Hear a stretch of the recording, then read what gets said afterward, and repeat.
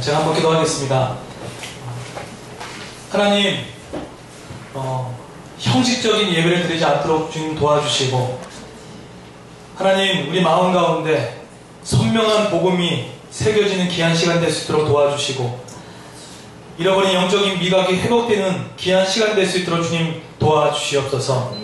인간의 의도와 생각과 인간의 계략과 전략이 들어가지 않도록 인도하여 주옵시고, 본문에서 말하는 성경의 의미를 잘 전달할 수 있는 주의 신실한 종이 될 수 있도록 인도하여 주시옵소서. 예배를 방해하고 딴 생각하고 예배에 집중하지 못한 사단 마귀의 방해를 물리쳐 주시고, 온전히 말씀 앞에 청종케 하시고, 또한 성령의 임재를 강구하는 귀한 시간 될 수 있도록 도와주시옵소서. 예수님의 이름으로 기도드렸습니다. 아멘. 앞뒤 좌우로 인사하겠습니다. 잘 오셨습니다. 같이 한번 인사하십시오.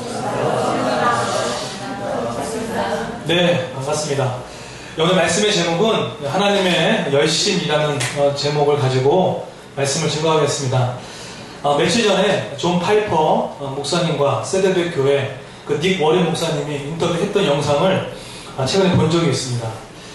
닉 워렌 목사님이 이렇게 말합니다. 성경에는 두 가지 테마가 있다고 얘기를 합니다. 한 가지 테마는 구원이라는 테마가 있고, 또 한 가지 테마는 청지기, 의식 테마가 있다고 합니다. 예, 맞다고 생각합니다. 그러면서 이렇게 얘기합니다. 언젠가는 하나님 앞에 우리가 다 서게 될 것이라는 것이죠. 따라서 구원받은 우리는 예수님과 함께 무엇을 했느냐라는 질문을 받을 것이고, 또 나아가서 청지기 의식 가운데 하나님께서 나에게 맡겨주신 주신 것을 가지고 너희가 무엇을 남겼느냐, 이 질문을 받는다는 그런 이야기였습니다. 이야기를 제가 들으면서 이 로마서의 구조와 참 비슷하다라는 생각들을 갖게 되었습니다. 로마서의 구조가 달라붙어 나온다 그러면 더 복잡할 수 있겠지만, 간단하게 말씀드리면 1장부터 11장까지 구원의 도리죠. 구원의 복음에 대해서 잘 설명하고 나서 그 다음에 12장부터 16장까지 그 얻은 구원의 복음을 갖고 내가 이 세상에서 무엇을 남기고 어떻게 살 것인가에 대한 이야기로 되어 있습니다. 따라서 우리가 이 영적으로 구원받고 또 청지기 의식을 살아가는데, 여러분 이 구원의 복음을 갖고 나서 청지기 의식을 갖고 나서 우리가 공통적으로 이 두 가지가 중요한 공통적인 특징이 무엇입니까? 이 둘 다 우리의 힘으로 할 수 있는 게 있다 없다? 못한다는 거예요. 구원도 마찬가지고 청지기 사명도 마찬가지고 우리의 힘이 되는 게 아닙니다. 이것은 세상의 일이 아니라 다 하나님의 일이기 때문에 우리의 힘을 할 수 있는 것들이 아니라는 사실입니다. 그래서 이 복음과 더불어서 이 기도가 참 중요하구나라는 생각들을 제가 다시 한번 하게 되었습니다. 여러분, 우리에게는 너무나 익숙한 이야기지만요, 이 복음의 말씀이라든지 이 기도는요, 영혼을 살려내는 아주 중요한 핵심입니다. 따라서 교회도 마찬가지고요, 사람도 마찬가지고 순도 마찬가지입니다. 정말로 누가 툭 쳐도 복음이 줄줄 나올 수 있게끔, 툭 쳐도 바른 복음이 툭툭 나올 수 있게끔 무장돼야 됩니다. 왜 그렇습니까? 유대인들은요, 표적을 구했죠. 헬라는 뭘 구했죠? 지혜를 구했습니다. 그러나 이 기독교는 그렇지 않습니다. 표적도 아니고 지혜도 아닙니다. 하나님의 가장 생각할 때 가장 미련한 것, 그 전도에 미련한 거 뭐죠? 그 구원의 복음과 기도를 통해서만 그 영혼이 구원되는 사실. 이것은 2000년의 역사가 우리에게 말해주고 있는 귀한 사건 중에 하나입니다. 그래서 십자가의 복음과 부르짖는 이 기도는 생명을 살려낼 수 있는 아주 중요한 하나님 우리에게 마련해 주신 구원의 툴입니다. 그래서 복음을요, 계속 들으셔야 됩니다. 복음의 말씀, 여러분 성경 66권은 예수님으로 초점 맞춰져 있습니다. 그러나 첫 번째 아담이 스스로 하나님이 되고자 해서 하나님의 관계가 틀어지고 말았습니다. 그 죄로 말미암아 뭐가 들어왔죠? 공허가 들어오고 죽음이 들어오고 허무와 평강이 없음이 들어오기 시작했습니다. 여러분, 이것을 2000년에 또 이 아담 시대 때 느낄 수 있었던 이것을 우리가 지금 느낄 수 있는 방법을 알려드릴까요? 죄 지으면 됩니다. 죄 지으면 돼요. 죄 짓게 되면요, 이 죽음 같은 증상을 100% 리얼로 체험할 수 있습니다. 회개하지 아니하고 보혈로 우리를 감싸지 않고 회개하지 않고 마음대로 인생을 살다 보면 죄 짓게 되면요, 이 죽음 같은 증상이 나옵니다. 허무에 빠지게 되고요, 만족이 없고 기쁨이 사라지고 죄책감이 몰려오고 세상에 수많은 염려들이 몰려오는 경험들을 하게 됩니다. 이때 첫 번째 아담이 실패하고 나서 회복된 방법이 뭐였죠? 다른 거 아니었습니다. 해결될 수 있는 방법 딱 유일한 거죠. 한 가지가 뭐였습니까? 여기 예수 그리스도입니다. 마찬가지입니다. 죄에 빠진 우리가, 죽음 같은 우리가, 살아가는 우리가 해결할 수 있는 방법도요 마찬가지입니다. 예수의 보혈로 말미암아 우리가 회복될 수 있다는 것이죠. 여러분 그거 아십니까? 구원의 복음이 내 마음을 가장 크게 적시게 되면 언약이라는 단어가 선명하게 세워집니다. 근데 이 언약이라는 이 단어가 어렵게 느껴지지 않고, 언약이라는 단어가 어떻게 느껴지냐면요, 하나님이 나의 아버지 되시고 나는 그분의 자녀 됩니다. 이 언약이라는 이 좀 어려운 이 의미가 아주 쉽게 다가옵니다. 그분이 아버지시구나. 내가 그분의 자녀구나. 하나님께서 하고 싶은 일은 딱 한 가지 이거밖에 없습니다. 내가 너 아버지 되고 너 내 백성 되라. 이게 아버지의 큰 목적입니다. 창세기에는 이 정확한 하나님 나라의 구도가 있었죠. 그게 어디 나라였습니까? 에덴 동산이었습니다. 내가 아버지 되고 넌 내 자녀다. 아직 성취되지 않은 요한계시록에 아버지가 종국에 하고 싶은 것도 똑같습니다. 요한계시록 21장 3절에 보시면 이런 말씀 나옵니다. 내가 들으니 보좌에서 큰 음성이 나서 이르되 보라, 하나님이 장막이 사람들과 함께 있음에 하나님이 그들과 함께 계시리니 그들은 하나님의 백성이 되고 하나님은 친히 그들과 함께 계셔서, 뭐죠? 새 하늘과 새 땅이 내려와도 하나님이 하고 싶은 건 딱 한 가지밖에 없다는 거예요. 너 아버지 될게, 내 아버지 될게, 너 내 백성 되라. 이겁니다. 이 구원의 운동의 스토리는요, 순환적인 게 아니라 직선적으로 가면서 이거 하고 싶다는 거예요. 내가 아버지 돼줄게, 너 내 백성 되라. 이겁니다. 그래서 여러분, 우리 인생 가운데 왜 고난이 찾아오는지 아십니까? 왜 우리 인생 가운데 고통이 찾아오는지 아십니까? 많은 이유가 있겠죠. 근데 그게 뭐냐면요, 아버지와 자녀의 모든 관계를 온전하게 만들기 위해서 끊어내는 작업들을 고난이라고 합니다. 아시겠습니까? 때로는 그것이 사업에 실패할 수도 있고, 관계에 어긋나는 수도 있고, 내가 원하는 것이 성취 안 되는 것도 있을 수 있고, 무수한 실패도 마찬가지고, 이런 끊어지는 이 관계를 통해서 온전히 자녀됨을 만족하게 되고 아버지를 의지하게 되는 것, 이것이 바로 고난이라는 것입니다. 그래서 고난 나쁜 겁니까? 아니면 좋은 겁니까? 좋은 겁니다. 당하는 우리 입장에서 상당히 어렵지만 온전한 자녀로서의 서기 위한 하나님의 중요한 툴이라는 거예요. 그래서 우리는요, 지금 우리가 드리는 이 예배는 뭔지 아십니까? 이거 천국 연습하고 있는 겁니다. 우리 이 세상 마치고 나면 뭐 할 겁니까? 가면 할 거 하나밖에 없습니다. 보좌에 앉아 계신 어린 양을 찬송하고 우리가 쓰인 모든 보좌를 주님께 올려드리고 영광 돌리는 거. 예배가 그런 겁니다. 예배가 그거 연습하는 겁니다. 근데 그래서 우리는 매 순간순간마다요, 이 복음에 대해서 제가 너무나 익숙한 이 복음을 또 설명하는 이유는 이렇습니다. 왜 이 복음을 자꾸만 들어가냐면요, 이겁니다. 우리가 바쁜 일상을 살아가고요, 사역을 많이 하다 보면요, 또 여러 가지 우리가 내상 접하는 미디어를 통해서 알게 모르게 세속적인 가치가 우리 안에 침투하고 시작합니다. 그래서 상당히 영적으로 무뎌지는 경험들을 많이 하게 돼요.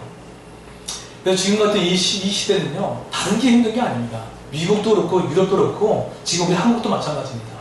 계속해서요, 원색적인 복음을요, 끊임없이 들으셔야 됩니다. 끊임없이 복음에 적시고 기도로 말미암아 복음을 실제화하는 이것이 상당히 중요합니다. 바울이 그걸 알았던 것 같습니다. 로마서가 뭡니까?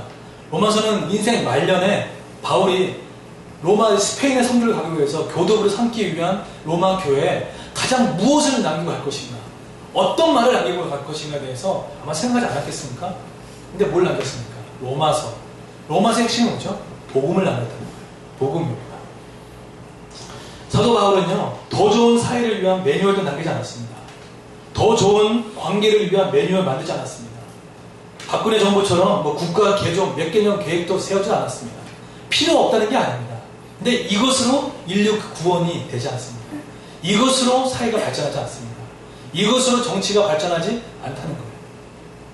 가장 원색적인 것, 가장 핵심을 담고 있는 복음을 통해서 영혼을 구원하고 영혼을 살릴 수 있고 세상이 변화될 수 있는 것은 복음밖에 없다는 것을 사도 바울은 정확하게 간파했다는 것입니다. 신앙이 깊어진다는 것은요, 늘상 듣는 이 복음이 정말로 그렇구나 느껴지는 거예요. 그래서 이 복음이요, 복음 때문에 몸을 던지고 싶고 그렇게 살고 싶고 고생당할 때 복음 때문에 당하는 거지, 이런 마음이 생겨요. 저는 그래서 이 로마서 9절을 너무 사랑하게 됐어요. 로마서 9절 또 반복해도 저는 괜찮습니다. 로마서 3장이 뭐라고 그러죠? 이 구조가 너무 좋아요. 뭐죠? 모든 사람이 죄를 범하였다. 우리 죄인이라는 거예요. 더 쉽게 말하면 너 아무것도 아니라는 거예요. 성경은 우리를 시작할 때 너 괜찮은 존재라고 하지 않습니다. 너 괜찮지 않은 존재야. 너 지금 죄 짓고 있는 존재야. 너 정말 아무것도 아닌 존재야. 낯생이야. 아무것도 아니야. 그 얘기를 계속해서 얘기해 줍니다. 소망을 안 줍니다. 나로서 어떻게 할 수 없는, 외부적인 구원이 아니면 어떻게 할 수 없습니다. 그렇죠? 근데 우리는 아무것도 할 수 없는데 하나님께서 아무런 조건 없이 한 의 대신 예수 그리스도를 마련해 주셨습니다. 그 예수를요, 믿음으로 받아들이면 그게 구원이 되는 겁니다. 복잡하지 않죠? 간단하죠? 그래서 이게 은혜인 거예요. 그래서 우리는 그 영의 하나님을 섬길 수 있는 특권을 누리게 됐고, 그분의 율법의 요구를 이룰 수 있는 방법이 열렸고, 그 방법이 바로 성령으로만 가능하다고 생각이 들었던 겁니다. 그런데 이 간단한 이신측의 복음을 로마 교회에 이 핵폭탄처럼 던져두고 나니까 수많은 질문들이 나오겠죠. 2000년 동안 그들이 갖고 있는 그 구원관이 송두리째 들리는 이 이신층의 복음. 그래서 6장부터 11장까지는 계속해서 이 복음을 듣고 혼란에 빠진 그들에 대한 답변서라고 해도 되지 않습니다. 6장은 뭐였죠? 그래, 이신층의 복음을 받았구나. 그러나 율법 필요 없겠네? 율법 폐기론자. 7장은 뭐였죠? 내 힘으로 율법을 지킬 수 있어. 율법론자. 아니라고 얘기하죠. 9장부터 11장은 무슨 내용입니까? 뭐라고 얘기하죠? 기존의 모든 가치가 내가 흔들리니까 이런 질문 나왔다는 거예요. 그렇다면 하나님께서 구원을 먼저 선택하셨다 그러면은 이거는 우리가 뭐 인간이 아무것도 할 게 없겠구나. 이 질문이 나왔다는 거예요. 또 어떤 질문 나왔죠? 그러면 하나님을 선택하셨다 그러면은 내가 구원 안 받고 그 사람이 구원 안 받는 것도, 그러면은 그 사람 책임이 아니라 하나님 책임이겠네요. 책임 널 던져버려. 이런 질문이 나왔던 내용들입니다. 근데 9장의 10장에서 아주 명쾌하게 설명하죠. 여러분, 이런 질문한 사람 꽤 있습니다. 그때 명쾌하게 이야기를 하십시오. 9장에서는 뭐라고 얘기하죠? 구원의 선택 여부는 인간에 달려있지 않고 하나님의 주권입니다. 그렇게 얘기하시면 돼요. 타협의 여지가 없습니다. 이건 선포입니다. 또 한 가지 11장, 그 10장에서 뭐라고 얘기하죠? 그러나 이 구원을 못 받는 그 원인의 책임을 바울은 누가 돌리고 있습니까? 너희들도 책임이 있다는 거예요. 너희들이 이 복음을 거절했구나. 너희 그 무지와 완악함과 장로들의 전통과 유대인의 그 전통으로 말미암아 이 복음을 거절하면서 구원받지 못한 것에 대해서, 인간의 책임론에 대해서 10장 하반절부터 설명해 나갑니다. 그렇게 설명해 나가다가 이제 11장에서 이런 질문이 터져 나오는 거예요. 유대인들이 나올 수밖에 없는 질문들이었어요. 근데 이것도 바울이 예상했었어요. 이 질문 나오겠구나. 그거에 대한 답변서가 11장인데 어떤 질문이 터져 나오냐면 이런 질문이었습니다. 그러면 우리가 수천 년 동안 메시아만 바라봤던 우리 이스라엘의 백성들, 그럼 어떻게 되는가?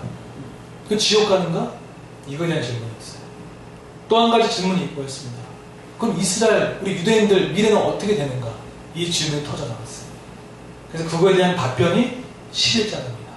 근데 이 11장을 가지고 바울이 답변을 갖고 어떤 답을 가지고 얘기를 하는데, 뭘로 이걸 풀어나가냐면요, 하나님의 주권론을 가지고 이 문제를 풀어나갑니다. 하나님의 주권론. 여러분, 로마서 11장 36절에 보면은 기독교의 역사 철학에 담겨진 구절이 나옵니다. 아주 기가 막힌 구절인데요. 로마서 11장 36절 보시면, 이는 만물이 주에게서 나오고 주로 말미암고 주에게로 돌아갑니다.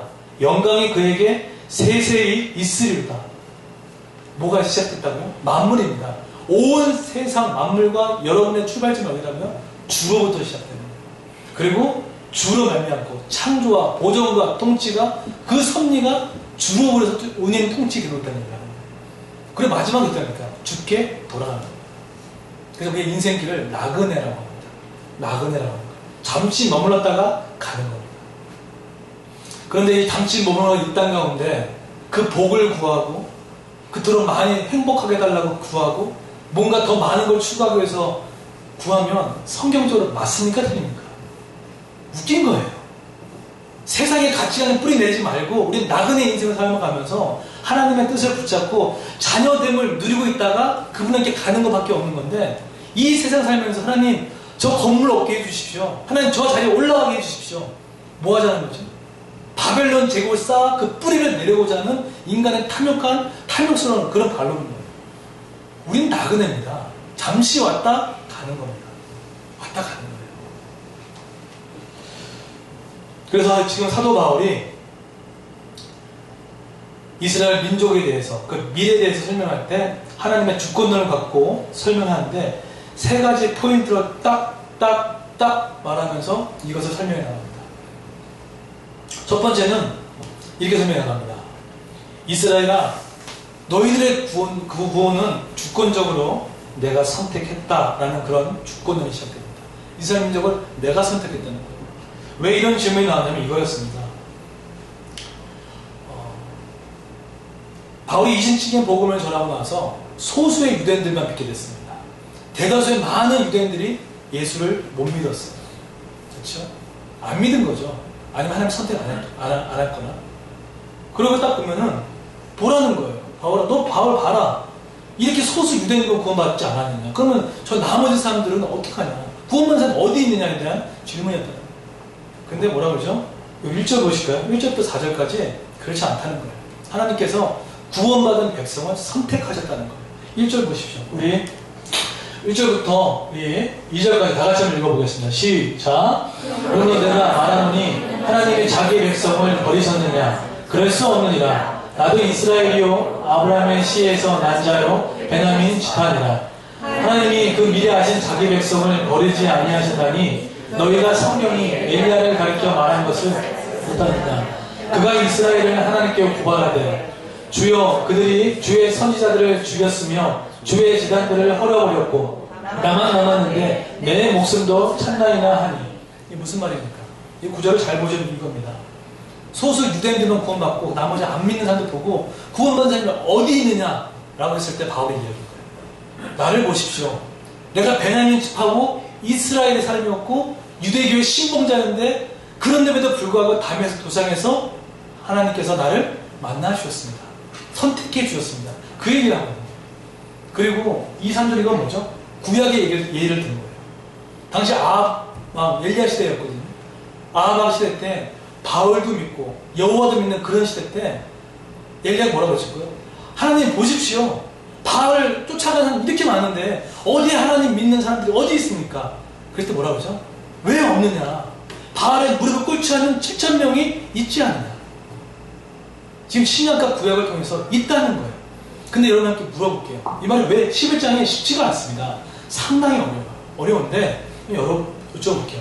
여러분 지금 이 예배 끝나고 나서 밖에 나가면 하나님께서 선택한 백성이 어떤 사람인지 알 수 있을까요? 모를까요? 모릅니다. 하나님이 어떤 영혼을 선택했는지 어떤 영혼을 택하셨는지 우리는 전혀 알 수가 없어요. 그러면 우리가 알 수 없다고 해가지고 우리가 밖에 나가면은 이 하나님의 구원이 지금 이루어지지 않고 있습니까? 아니, 그렇지 않죠. 하나님의 열심의 구원의 역사는 우리가 느끼든 느끼지 않든 간에 하나님은 계속해서 하나님의 백성을 세워나갑니다. 그래서요, 이 말이 왜 이렇게 중요하냐면요, 이겁니다. 여러분 주변에 안 믿는 우리 가족들이 많잖아요. 그렇죠? 직장 동료도 있고 또 직장 생활 하시는 분도 아실 거예요. 야, 이거 봐라. 이렇게 수많은 사람들이 있는데 여기 예수 믿는 사람 누가 있어? 이 많은 사람들 어떻게 예수를 믿어? 나 그런 마음이 든다는 거예요. 그죠? 그런 마음 들어가지고 아유, 뭐 도대체 하나님 믿는 백성이 없는 것 같아요. 근데 그때 낙심하지 말라는 거예요. 여러분이 눈에 안 보일지라도 하나님의 구원의 역사는 여러분이 보이지 않는 공간에서도 계속해서 사람을 세워나가고 있다는 겁니다. 여러분 지금 기도했는데 부모님 안 믿는 거 물론 되게 안타까워할 문제입니다. 그렇다면 하나님은 그분한테 지금 구원의 역사를 안 베풀고 있습니까? 아닙니다. 하나님은 하나님의 열심대로 그때와 시기는 우리는 모르지만 하나님께서 그 택하심과 부르심을 당해서 그 영혼들을 계속해서 세워나가실 겁니다. 근데 이것은 제한적인, 이거는 선택된, 이거는 만민의 구원을 얘기하지 않습니다. 성경은 선택된 백성입니다. 그래서 구원이 축복이고 선물인 거예요. 그래서 바울은 10장 1절에 뭐라고 얘기하죠? 그래서 이렇게 얘기합니다. 하나님의 주권적인 선택이 동시에 그렇게 할 수 없는 것들이 아니라 10장 1절에 뭐라고 얘기하죠? 형제들아 내 마음에 원하는 바와 하나님께 구하는 바는 이스라엘을 위함이니 곧 그들을 구원을 받게 함이라. 하나님이 누구를 선택할 줄 모르고 누구를 부를지 모르겠지만 우리 눈에는 잘 안 보이지만 우리는 여전히 바울처럼 끊임없이 하나님 저 강박한 영혼들의 마음을 열어주셔서 바른 복음을 제시하실 때 영접하게 해주십시오. 라는 이 기도는 우리가 계속해서 드려야 할 이 기도라는 것입니다. 저도 그렇습니다. 대학로 나와가지고 목사이지만 이렇게 보잖아요. 이렇게 보면은 저렇게 쏟아져 나오는 사람들 보게 되면 야 누가 예수를 믿을까? 그런 생각을 할 때가 좀 있어요. 그런데 이번에 이렇게 선교를 준비하고 제가 지금 저녁 집회를 이렇게 준비하면서 아마 저녁 집회에 가서 말씀을 또 드릴 건데 개혁주의 입장에서 이 전도를 연구하고 공부해 보니까 더 큰 기대감이 생기고 설레이는 마음이 생겨요. 저도 이 마음이 동일하게 여러분도 같이 느꼈으면 좋겠습니다. 왜 그러냐면요. 제 마음 가운데 이 구원의 복음과 이 전도와 이 기도의 가치를 크게 느꼈던 이유가 하나 있었습니다. 그건 뭐냐면 이겁니다. 여러분 제가 물어볼게요. 구원은요. 창세 전에 하나님께서 택하시고 부르셨다는 사실 믿으십니까? 네. 구원은요. 창세 전에 택하시고 구원을 하나님께서 작정하셨습니다. 그래서요. 우리는 그 사람이 누군지 모릅니다. 그래서 어떤 사람은 이런 얘기 하더라고요. 한번 얘기를 했는데 그 사람이 누군지 모르기 때문에 우리는 기도를 통해서 성령 인도하심을 받아 그 하나님이 택하시고 부르신 백성을 찾아나가는 하나님의 보험을 찾기. 이것이 개혁주의 입장의 전도고 성교육입니다. 누군지 모릅니다. 그러면 우리가 할 일은 뭐죠? 할 일은 뭐죠? 간단히 얘기하면은 CCC에서 나오는 사형리이라는 그 도구를 통해서 바른 복음을 제시하고 복음을 제시했을 때 그분이 이걸 받아주면 그 사람이 구원받고 하나님 자녀가 되는 거예요. 우리가 하는 건 뭡니까? 두 가지밖에 없어요. 바른 복음 제시와 또 그들의 마음이 열릴 수 있게끔 기도하는 거. 이거밖에 없어요. 그 사람이 거절하는 거 우리 책임 아닙니다. 그 사람이 예수 안 믿는 거 그거 우리 책임 아닙니다. 하나님이 그렇게 하신 거예요.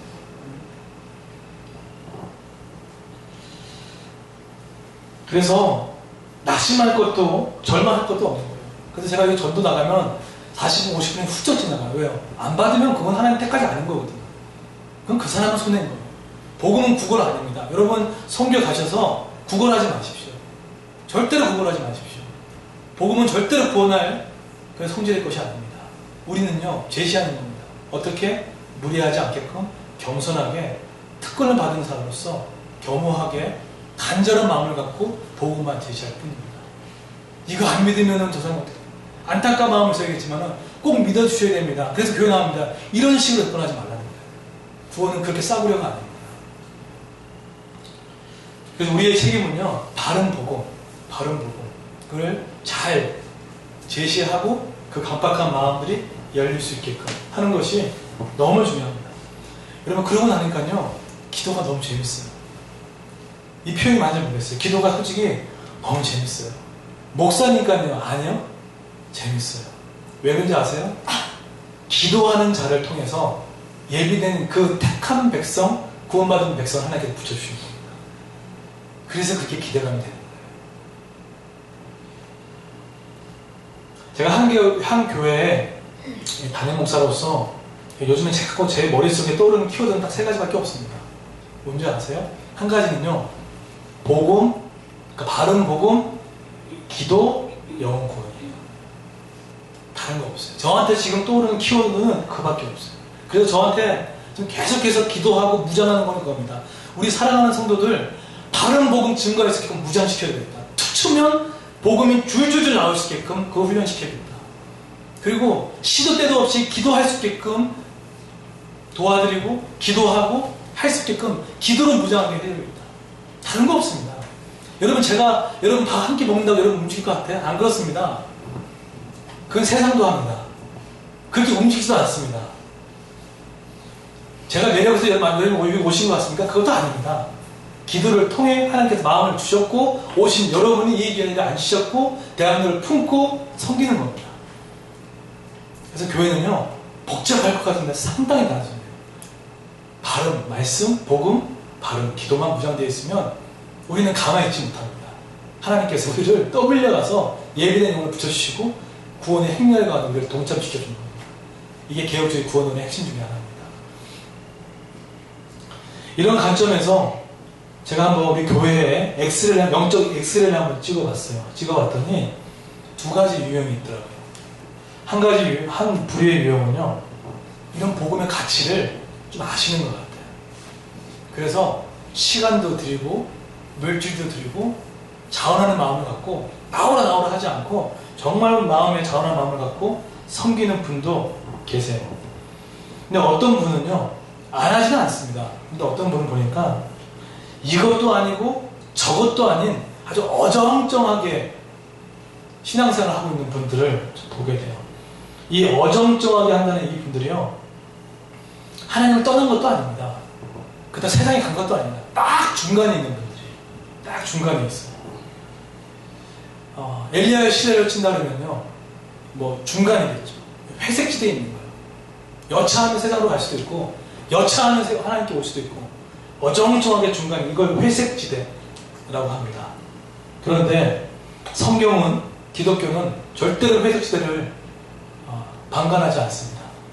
그것을 성경에서 이 어정쩡한 것을 향해서 이것을 영적 침체라고도 합니다. 제가 책 하나 소개시켜 드릴게요. 제가 이번 주 읽었던 책인데요. 영적 침체에서 벗어나는 길이라는 책입니다. 여러분 정말 복음에 무장되고 싶다 그러면 부흥과 계획에서 나오는 이 책들은요, 읽을 필요성이 있어요. 신앙 실종이라든지, 마이클 홀튼의 신앙 실종이라든지, 기독교가 없는, 그리스도가 없는 기독교라는 책이라든지, 많은 복음주의에 관련된 책들이 이 부흥과 계획사에서 쏟아지고 나오고 있습니다. 참 귀한 출판사고, 그래요. 뭐 하늘 방언 같은 이야기하는, 그따위 하는, 어떤 대형 출판사 같지 않아요. 그런데 이 책에서 이 조엘 미키라는 이 분이 네덜란드 개혁주의자의 신봉자입니다. 우리 그 화란에서 시작됐거든요. 개혁주의가 했는데 이분이 영적 침체에 대해서 이렇게 정의합니다. 저는 영적 침체가 그냥 다운되는 것만 생각했어요. 근데 그 정도가 아니에요. 영적 침체를 이렇게 정의합니다. 이 영적 침체는 하나님을 무시하고 그리스도를 거부하며 성령을 근심시키고 율법을 짓밟으며 복음을 오용하는 죄입니다. 덧붙여서 영적 침체는 하나님의 말씀과 하나님의 길에서 이탈하는 것을 뜻합니다. 영적 침체는 끔찍할 정도로 흔히 발생하는 죄입니다. 다시 설명드릴게요. 영적 침체가 어정쩡한 게 아니더라고요. 뭐였냐면 하나님을 무시하는 행위고 그리스도를 거부하는 행위고 성령을 근심케 만드는 거고 율법을 짓밟게 만드는 거고 복음을 오용하는 죄, 그것을 영적 침체라고 합니다. 그러면서 1장에서 교회가 영적 침체에 빠져드는 단계를 7단계를 얘기하는데 의미심장했어요. 첫 번째 단계가 뭔지 아십니까? 첫 번째가 교회가 영적 침체입니다. 순도 마찬가지입니다. 첫 번째는요, 세속화의 증거예요. 세속화라는 정의는 이렇습니다. 세상의 일반적인 풍속을 따르는 것, 거기에 물들어가는 것, 이것을 세속화라고 합니다. 첫 번째는 그것부터 시작됩니다. 두 번째는 그 다음에 2단계가 뭔지 아세요? 불신이 들어오기 시작합니다. 그리고 세 번째는 무관심이에요. 네 번째는 무지예요. 다섯 번째는 영적인 죽음입니다. 그리고 여섯 번째는 인간 중심적인 태도. 또 마지막에 이겁니다. 거룩한 기대감의 상실입니다. 아무런 기대감이 없어요. 그저 하루하루 바벨론 이 제국 가운데 뿌리 내려 살려가는 그런 인간의 탐욕스러운 그런 모습만 갖고 살아가는 모습을 살아갑니다. 저는요, 이 교회가 침체하는 이 단계의 또 첫 번째 이 관문에 정말 깜짝 놀랐어요. 왜 그렇죠? 세속화의 이 문을 열어버리면 이 모든 것들이 다 흘러가서 교회를 망하게 하는 거구나. 존 메가더 목사님이 이 시대를 향해서 진리의 전쟁 시대라고 얘기합니다. 핍박하고 가난하고 해서 그렇게 전쟁이 나지 않습니다. 이제는 진리의 오염을 통해서 그게 안 되면 풍요롭게 만들고 더 부하게 만들어서 영적인 그것에 대해서 마비하게끔 만든다는 거예요. 세속과의 침투, 목사부터 문이 열면 끝장납니다. 돌아가신 오카는 목사님의 영상을 보니까 그런 얘기가 나와요. 이 모든 한국교회의 문제 책임은 교육자였다고.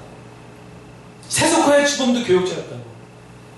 자기가 평생 40년 동안 목회를 했는데 한 가지 얻어낸 진리가 하나 있다는 거예요. 그건 뭐냐면 평신도는 죄가 없다는 거예요. 모든 책임은 교육자가 했다는 거예요.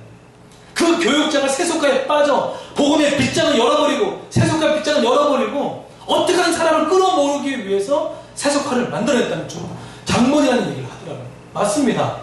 여러분 그래서 저를 놓고 기도 많이 해주셔야 됩니다. 순장님을 해서 기도 진짜 많이 해주셔야 됩니다. 영적으로 무장되지 않으면요 은근히 편하게 가고 싶은 마음이 있습니다. 편하게 하고 싶은 마음이 있습니다. 기도 없이 모임하고 싶어 합니다. 찬양 없이 기도하고 싶습니다. 그렇게 가요. 대충 시간 때우고 갈 수 있습니다. 찬양도 없이 기도도 없이. 망할 입술이 뭔지 아십니까? 찬양 조금만 합시다. 기도 왜 좀만 합시다. 무서운 말이에요. 그것만큼 교회 공동체를 망치는 말도 없습니다. 조심하셔야 됩니다. 저도 그랬었어요. 제 안에 그런 것을 경고하지 않으면요 그냥 분위기 있게 보다가 그냥 끝내고 싶은 마음 막 들어옵니다. 왜? 피곤한 모습이 보이고 어려운 모습 보이거든요. 쉽게 세속이라는 게 다른 거 아닙니다. 교회 안에 세속적인 가치관이 들어오는 거예요. 세속의 방법이 들어오는 거예요. 인간관계도 세속 똑같이 해요. 우린 지체의식을 보여줬거든요. 근데 왜 교회 안에 상하질서가 웬 말입니까? 누가 지시하고 따르는 그게 어디 있습니까? 없어요. 교회는 그리스도의 몸입니다. 지체의식입니다. 평등합니다. 없어요. 누가 상하질서를 얘기합니까? 누가 상에 걸릴 자가 누가 있습니까? 없어요. 나이 많다고요? 그게 뭐가 됐습니까? 예의는 지켜야 합니다. 저 사람 은사가 많다고요? 그게 뭐가요? 그냥 각자 하나 가진 것 같고 그리스도의 몸을 세워나가는 겁니다. 그게 교회입니다. 그게 그리스도의 몸입니다.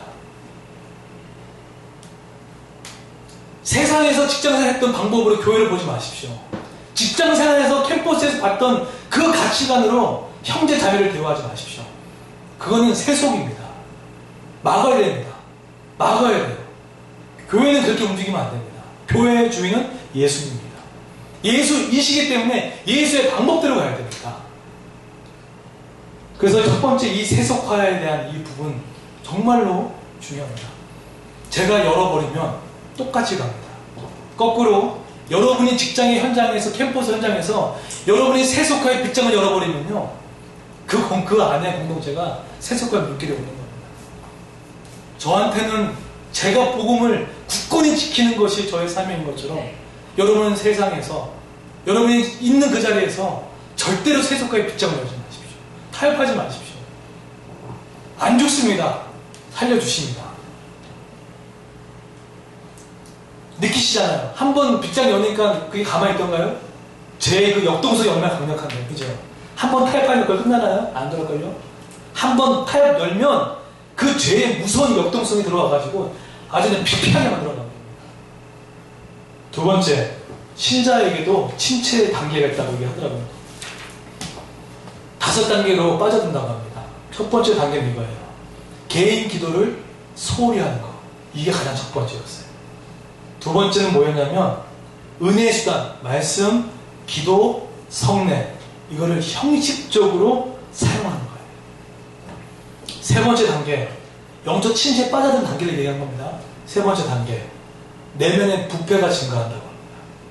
그리고 네 번째로 세속화의 됨의 증거가 일어난다는 거예요. 마지막으로 성도의 교제가 사라진다고 합니다.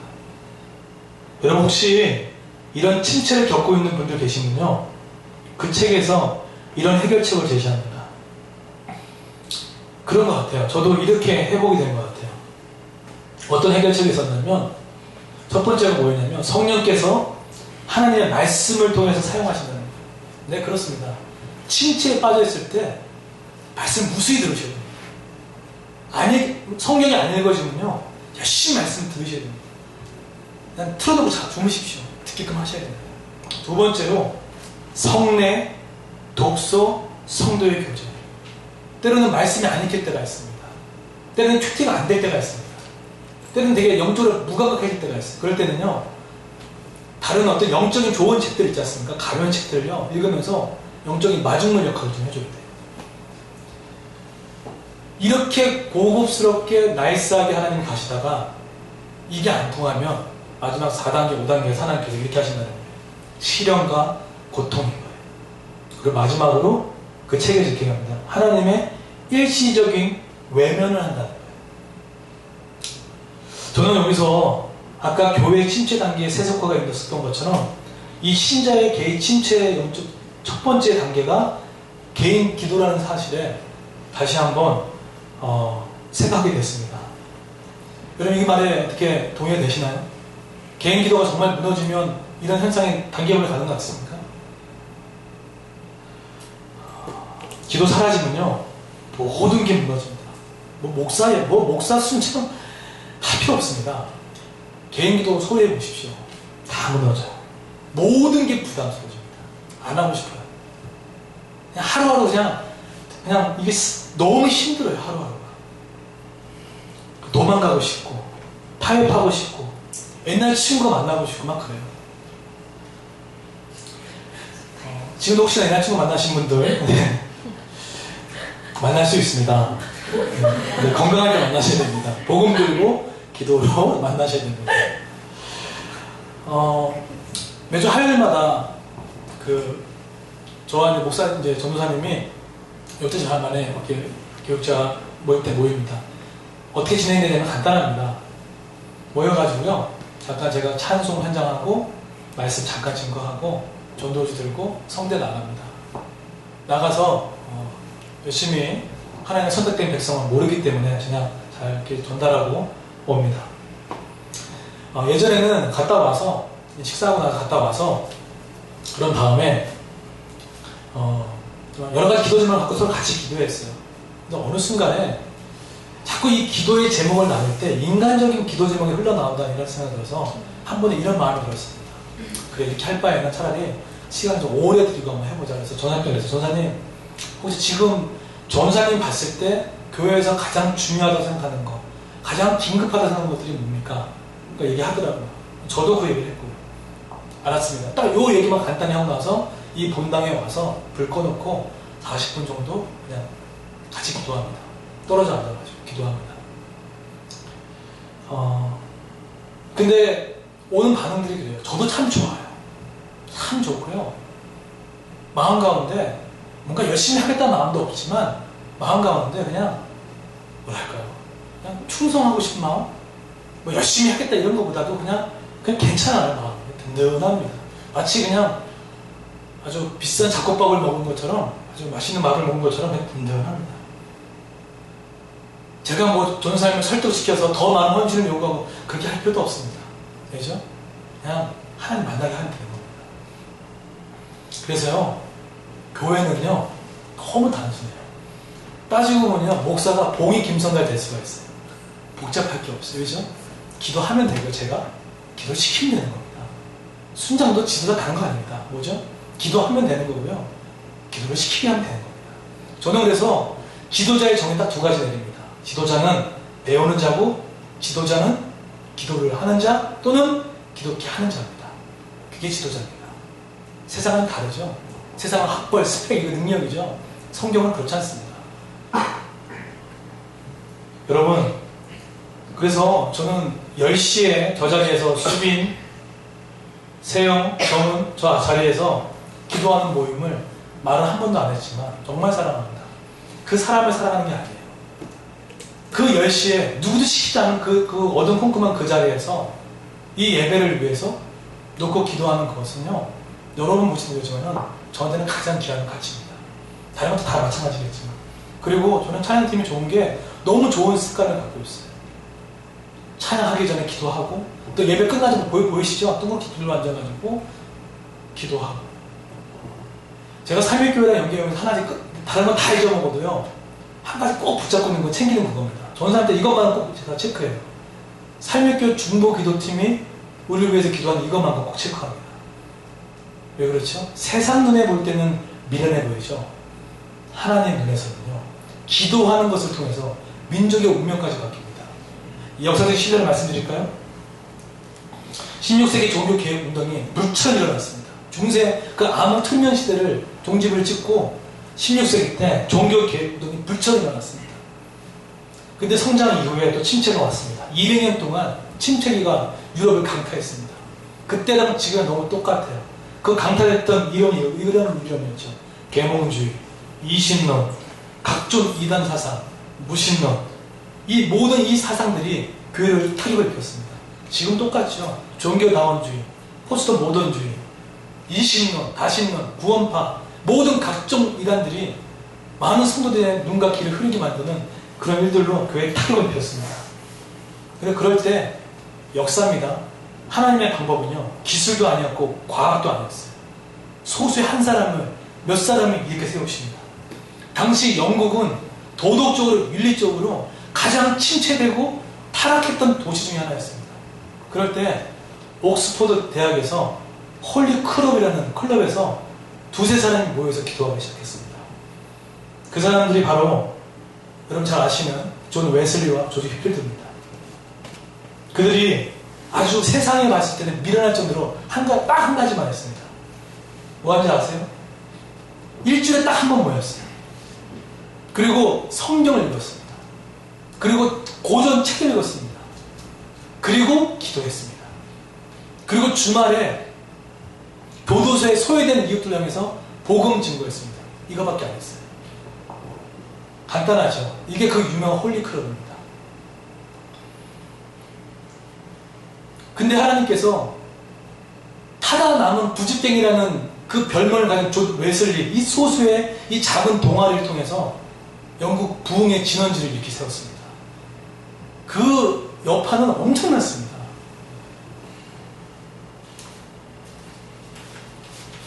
사람 수 아니었습니다.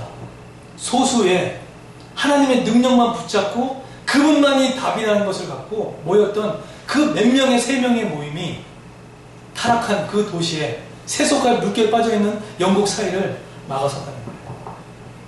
근데 중요한 관점이죠. 저는 그래서 기대감이 생기더라고요. 아, 화요일날 모이는 이 모임이 이 민족을 살리는 길이구나. 근데 수요일날 4주 동안 많이 모였죠. 그 길이 단순히 기도가 아니었구나.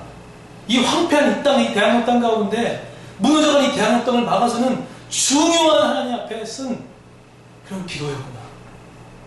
금요일날 교사 모임 새로 모입니다. 그 작은 모임이 아닙니다. 찬양팀도 4시에 모입니다. 작은 모임 같습니까? 그렇게 따진다면 홀리클럽도 무너져야겠죠. 그렇지 않습니다. 소수의 작은 그 인원들이 함께 모여 주님의 능력을 구하고 기도해 나갔을 때 민족의 운명을 바꾸고 타락한 그 백성들을 회심케 만드는 놀라운 운동이 시작됐더라고요. 작은 동아리, 홀리클럽. 이건 할 수 있잖아요. 여러분, 그 당시 때 일어났던 이 운동이요, 얼마나 강력했냐면요, 단순히 교회에 오는 정도가 아니었습니다. 술집이 문을 닫기 시작했습니다. 술집이 문이 닫기 시작했고, 또한 더 나아가서 매춘이라든지 폭력이 남아있던 것들이 점차 사라지기 시작했습니다. 근데 여기서 여러분 조심할 게 하나가 있어요. 뭐냐면요, 당시에 이 이신칭의의 복음만을 악용해가지고 삶을 개판으로 살아가는 사람들이 당시에 있었습니다. 그런데 영국의 이 청교도 이 부흥운동은 말씀 운동과 경건 운동이 동시에 같이 일어났던 거예요. 그러니까 무슨 말이냐면요, 이신칭의의 복음을 듣고 12장부터 16장까지 내가 하나님 앞에 피 흘리기까지 살아나가는 경건이 있었던 거예요. 이거죠. 예배 잘 드렸습니다. 근데 세상에 나가면 개판이야. 마실 걸 다 마시고, 술 먹을 거 다 마시고, 담배 피울 거 다 마시고, 부정할 거 다 하고, 속이고 다 속이고, 교회에서는 괜찮은 척 하다가 회사에 나가면 믿지 않는 사람 약속도 안 지키고, 결석은 밥 먹듯이 하고, 늦게 출근하고, 일찍 퇴근하고.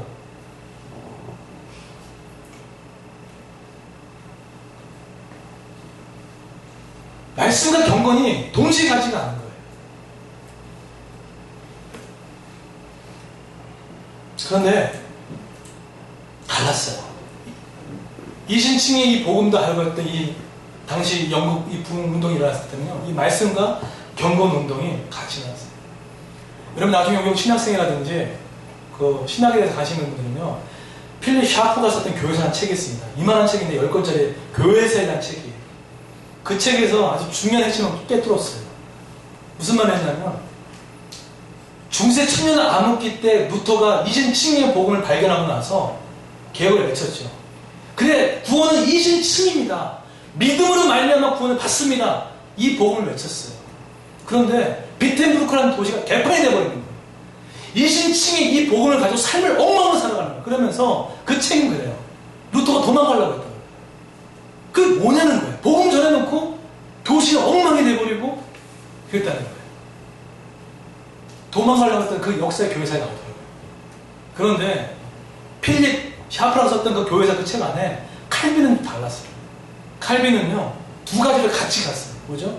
복음도 가르쳤지만 그 복음을 지킬 때까지 가르쳤다는 거예요. 그래서 당시 제네바 시는요, 많은 전국에서 청년들이 와가지고 칼빈의 신학과 성경과 교리를 배우려고 와서 그 사람들이 흩어져서 또 복음을 전하는 그런 일들이 있었습니다. 괜찮은 도시였어요. 번영한 도시였습니다. 어디요? 제네바가.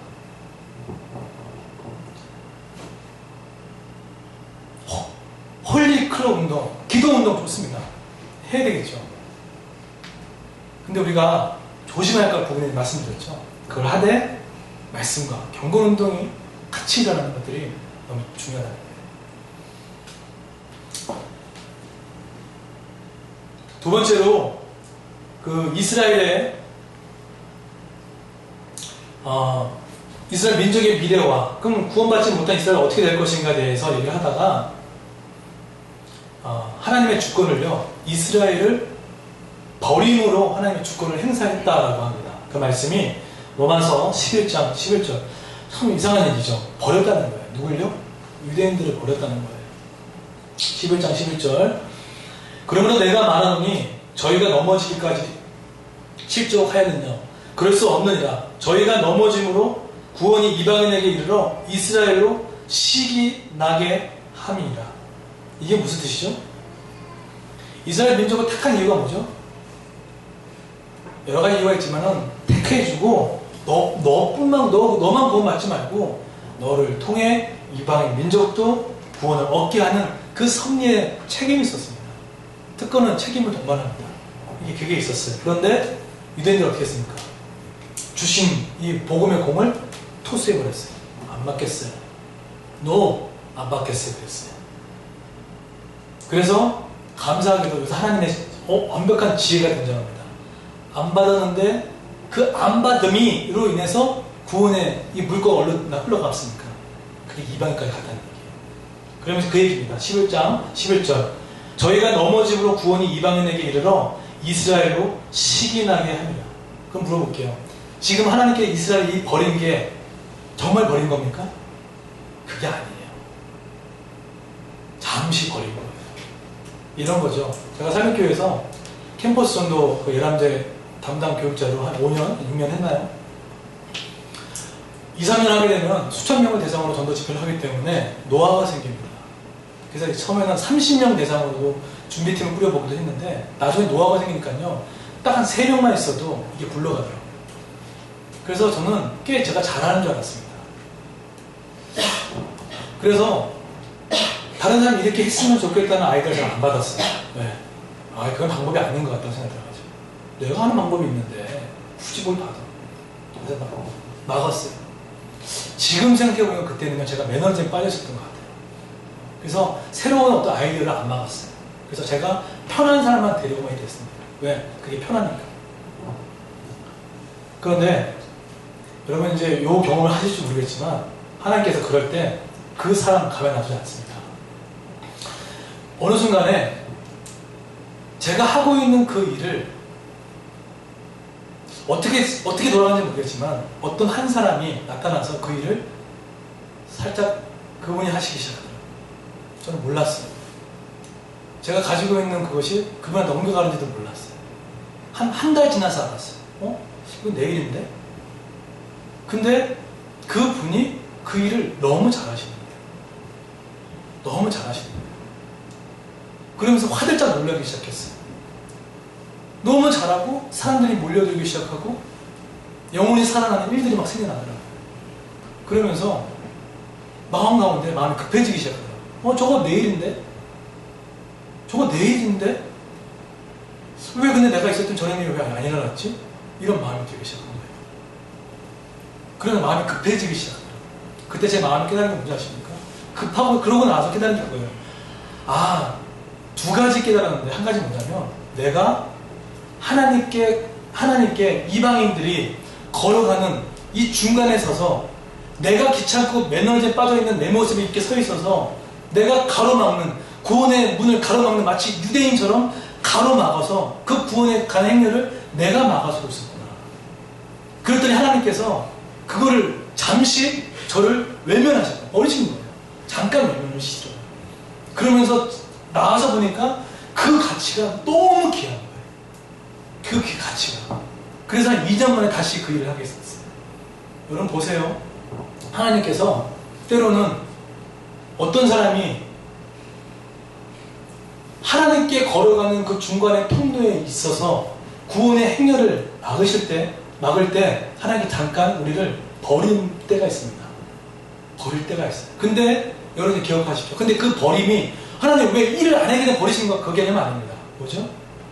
잠시 우리를 외면하면서 뭐에 그걸 연결한다는 거죠?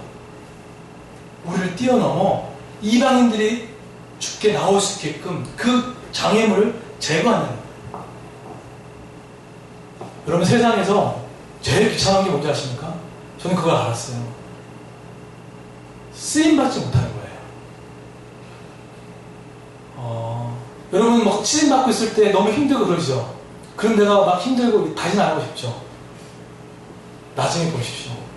힘들어도요, 그 쓰임받음이 얼마나 귀한 거는 것을요, 정말 느끼게 돼요. 그러면서 그 쓰임받을 때 내가 쓰임받고 있다가 쓰임받지 못할 그 시기 때 그걸 보게 되면요, 어떤 마음인지 아세요? 약간 이제 버린다고 표현하기 좀 그렇지만, 그러면요, 이 마음에 막 시기가 일어나요. 저거 내가 할 건데? 저거 내가 저렇게 부흥의 현장에 있었는데? 여기서 말하고 싶은 게 뭐죠? 이렇듯 시기라는 도구를 통해서라도 하나님은 그 이방인들을 구원케 하는 그 하나님의 지혜로서 끌어간다는 거예요. 그것을 이스라엘의 버림을 통해서 주권을 행사하고 있다는 것입니다. 그러면 이 질문이 나옵니다. 마지막입니다. 그럼 하나님의 주권이 신실성이 없는가? 그럼 영원히 버리시는가? 그렇지 않습니다. 그래서 로마서 11장 1절 말씀이 너무 중요한 거예요. 우리 로마서 11장 1절 한번 보실까요? 네. 다 같이 한번 로마서 11장 1절 말씀입니다. 네, 1절 다 같이 한번 읽어보겠습니다. 시작. 하나님이 자기 백성을 버리셨느냐? 그럴 수 없느니라. 나도 이스라엘이요 아브라함의 씨에서 난 자요 베냐민 자라. 자 보세요. 그러면 하나님이 그들을 언제까지 내버려 줄 때가 있습니다. 내버릴 때가 있는데 25절에 이때까지 수가 있다는 거예요. 25절에 제가 읽어드릴게요. 형제들아 너희가 스스로 지혜 있다 하면서 이 신비를 너희를 모르기를 내가 원하지 아니하노니. 여기서 신비는 그겁니다. 잠시 버려도. 근데 내가 원하지 아니하노니 이 신비는 언제까지냐면 이방인의 충만한 수가 돌아오기까지 이스라엘의 더러는 우둔하게 된 것이야. 이방인이 돌아올 때까지 이스라엘 잠시 완악하게 만들고 잠시 버려두게 만든다. 그래서 사도 바울이 구원의 계획의 비밀을 단계의 순서를 이렇게 나갑니다. 첫 번째는 이스라엘의 일부를 완악하게 만들어요. 그래서 복음을 배척하게 만듭니다. 두 번째로 그것을 계기로 복음의 문이 공이 이방인에 흐르게 만듭니다. 그리고 세 번째로 하나님께서 선택한 이방인 수가 충만하게 될 때까지 이스라엘을 계속해서 완악하게 만듭니다. 그리고 마지막으로 이방인의 충만한 수가 이르면 온 이스라엘의 구원을 받습니다. 근데 여기서 온 이스라엘은요, 모든 민족이 아닙니다. 여기서 온 이스라엘은요, 하나님께서 선택해 놓으신 참 이스라엘 사람 전체를 가리킵니다. 이게 온 이스라엘이에요. 우리는 11장에 두 가지 질문을 가지고 11장에 답을 들었습니다. 그러면 안 믿는 우리 유대인들 어떻게 될 것인가? 안 믿는 유대인들 미래는 어떻게 될 것인가에 대해서 11장의 하나님의 구원의 주권을 갖고 설명해 나갑니다. 근데 이 주권 안에 어떤 마음이 숨겨져 있습니까? 하나님의 목표가 다 보이십니까? 한 가지밖에 없어요. 어떻게 하든 한 영을 구원하고 싶은 마음, 그 마음. 이스라엘 나라가 선택했다. 선택할 거다. 그리고 잠시 버려질지라도 그 너의 버려짐을 통해서 안 믿는 사람까지 내가 구원케 만드는 일까지 내가 하겠다. 언제까지? 이방인의 충만한 수가 올 때까지. 그래서 이 천국 복음이 모든 민족에게 증언되기 위하여 원세에서 전파되리니 그제야 끝이 옵니다. 천국 복음이 증거되면, 전파되면 그제야 끝이 옵니다. 그때 예수 이 땅 다시 오셔서 우리를 완전하게 만드시고 영원한 하나님 안에서며 다시 한번 하나님 우리 아버지 되시고 나는 그의 온전한 자녀 돼서 영원한 영생을 누리며 살아가며 기대하는 살아가는 저와 여러분 되기를 예수님과 축원드리겠습니다.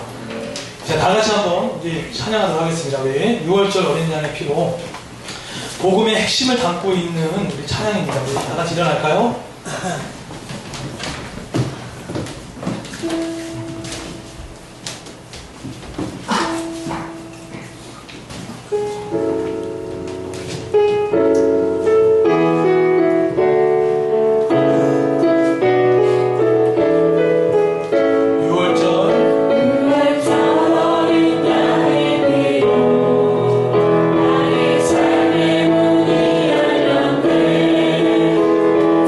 어둠의 권세는 힘이 없네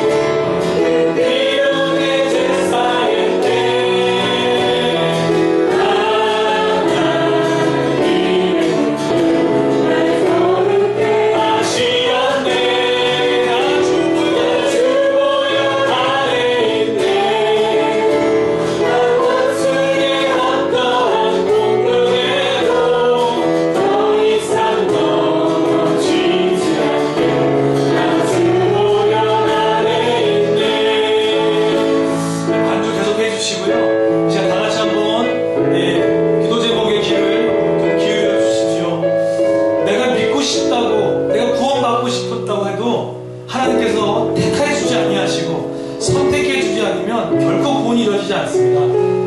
그런데 창세전에 하나님께서 나의 조건과 노력과 공로와 선행과 아무것도 상관없이 일방적인 하나님의 사랑으로 우리를 선택해 주셨습니다. 이것이 구원인데 하나님이 구원의 간격에 날마다 빠져 살게 해주시고 또한 이 구원의 간격에 빠져서 나만 특권을 누리는 그런 유대인처럼 살아가지 않게 해 주옵시고 이 특권을 모르고 살아가는 그들을 위해서 로마서 10장 1절의 말씀을 붙들고 하나님 그들을 구원해 주십시오 라고 살아가는 우리 성도가 되게 달라고 다 같이 한번 기도하도록 하겠습니다. 기도합니다.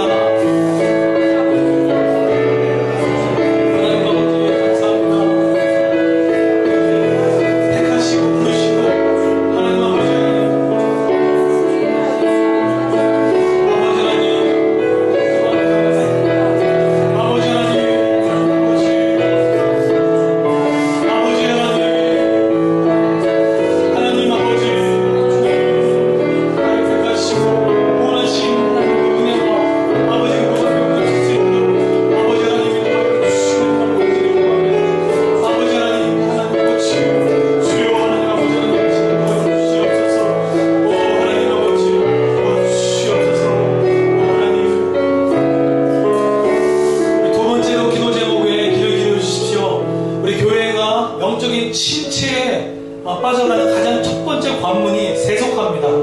또한 우리 신자가 영적 침체에 빠져가는 가장 첫 번째 관문이 개인기도의 소홀함인데 하나님 이 교회가 세속화에 절대로 그 빗장을 열지 않고 복음의 빗장을 단단히 잠궈 나갈 수 있게 달라고 기도해 주시고 또 우리 신자들은 우리 성도들은 하나님 개인기도의 소홀함이 생기지 않도록 영적 침체가 단순히 약화되는 것이 아니라 하나님 영적 침체가 하나님 앞에 죄였음을 깨닫고 다시 한번 하나님 우리 기도로 말미암아 예수 주시는 그 은혜로 말미암아 하나님 다시 한번 일어날 수 있는 힘을 달라고 오직 예수의 힘으로 일어날 수 있게 달라고 다 같이 한번 기도하도록 하겠습니다. 기도합니다.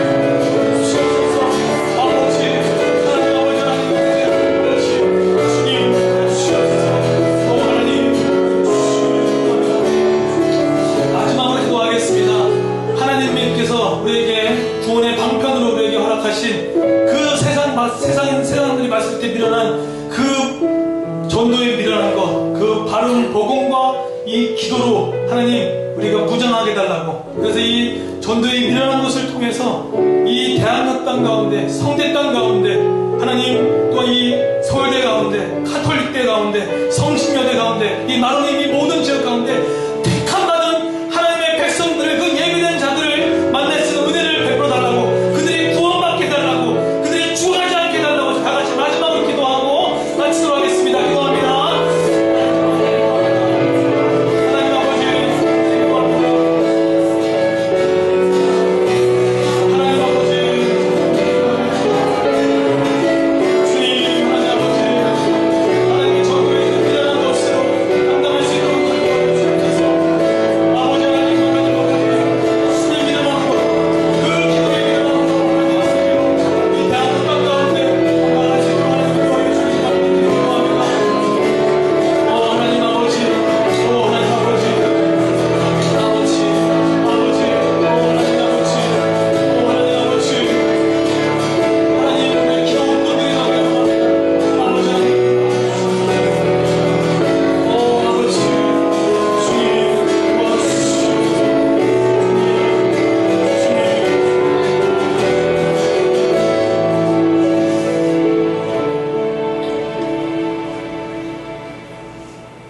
하나님 아버지, 바른 복음으로 무장되는 교회와 우리 성도가 될 수 있도록 주님 도와주시옵소서. 하나님, 내 힘으로, 내 능력으로 일하지 않게 하여 주옵시고, 하나님께 부르짖는 기도로 말미암아 그 전도의 미련한 것을 통해서 하나님의 역사가 일어날 수 있도록 주님 인도하여 주시옵소서.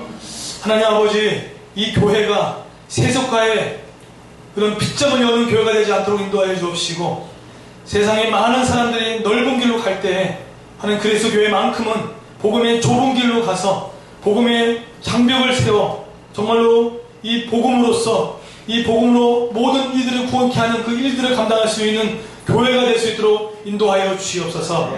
하나님, 우리 신자들이 영적인 침체에 빠져가는 첫 번째 관문에 놓여 있을까 두렵습니다. 하나님, 개인 기도의 소홀함으로 말미암아 내면의 부패가 증거되어지고 세속화가 들어가지고 성도의 교제권이 사라지는 개인 기도에 정말 무지하지 않도록 인도하여 주옵시고, 하나님, 우리의 모든 연약하고 부족한 우리들을 용서하시고 다시 한번 정말로 12의 혈루병을 앓았던 간절한 그 여인의 마음으로 하나님, 눈멀어 보지 못하는 우리 바디메어 같은 간절한 마음을 갖고 하나님께 부르짖며 나아갈 수 있는 은혜를 더하여 주시옵소서. 하나님, 눈뜨고 죽어가는 영혼들이 있습니다.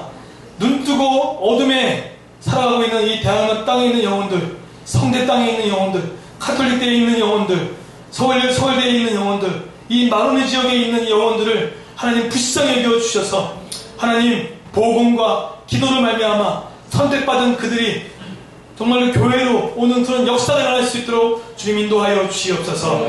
이제는 우리 주 예수 그리스도의 은혜와 하나님의 사랑과 성령의 교통하심이 주권적인 하나님의 구원을 간격에 날마다 누리며 그 구원의 간격에 빠져 인생이 아니라 또 구원의 간격을 흘려보내는 인생을 살아가며 세속화의 물결에 휩쓸려 나가는 인생이 아니라 복음의 바른 무장을 하고 기도에 무장하여 하나님이 그토록 원하시는 이방인의 충만한 수가 돌아올 때까지 하나님의 일을 감당하는 그리스도 교회와 모든 성도들 머리 위에 영원토록 함께 있을지어다.